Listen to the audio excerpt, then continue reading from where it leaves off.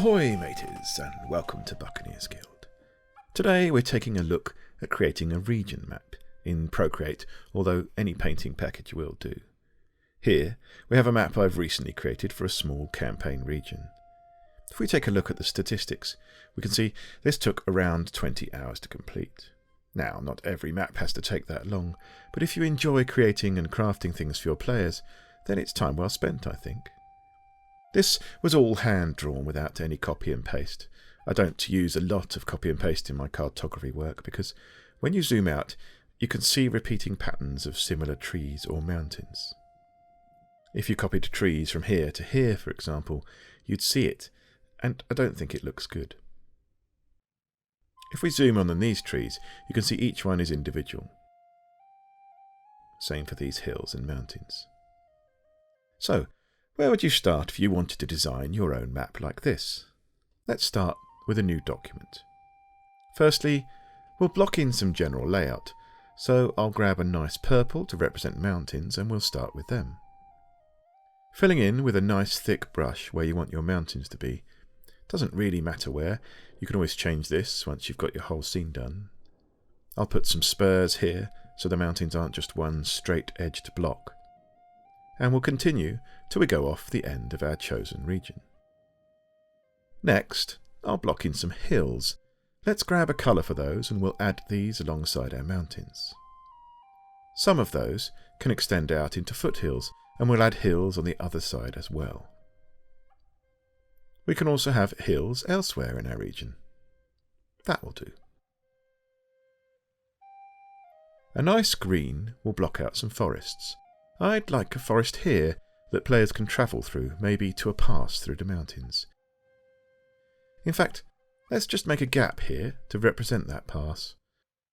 That already feels like we're creating opportunity for story. A nice hilly pass through the mountains. I can see the ambush now. I'll rough out some more forest, filling that out and adding a nice large chunk down here. Up here, we can have some more northern conifer-type trees. Next, we can add in some water. How about a lake here in the middle?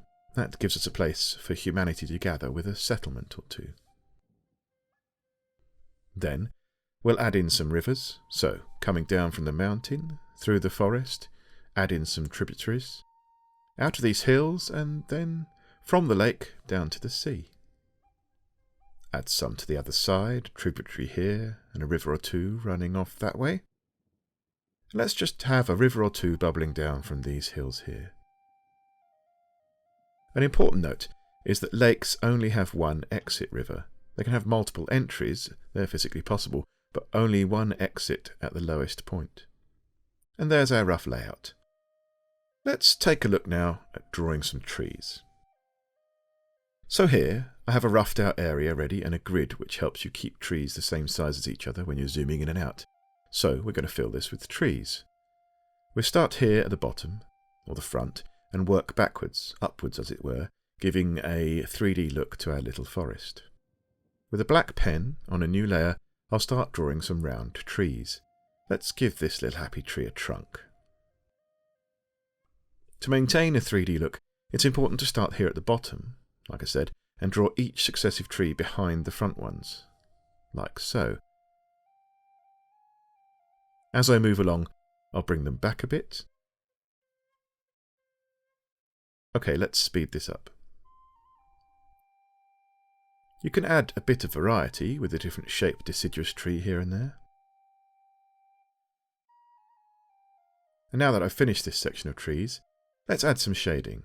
With a thinner brush on the same layer, I'll add some shape to the trees like this.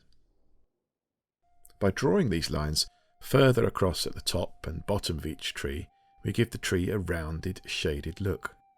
Let's skip through this again. This can take some time. I find it very relaxing and cathartic to spend time lovingly creating something that my players will get a kick out of. A beautiful campaign map draws your players into the world you're creating and gives them a sense that their characters have somewhere to belong. Now, I've finished all that shading, it's time to add in all the tree trunks.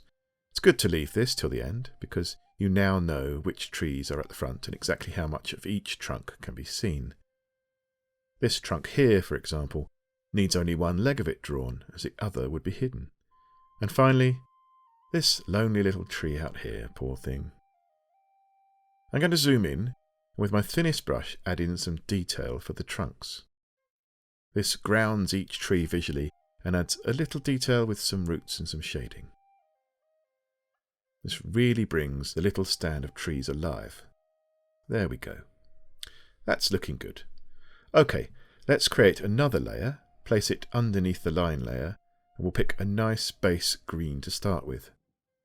And we'll use a medium airbrush, a slightly bigger brush size, and we'll block in a whole load of colour very quickly. You can see this layer is under the lines layer, which helps us with not going over the lines. With a smaller brush, we can start to fill in to the edges. Alternatively, we can reference the line layer as a reference layer in Procreate, which then allows us to fill using the reference layer as a guide to where we wish to fill to.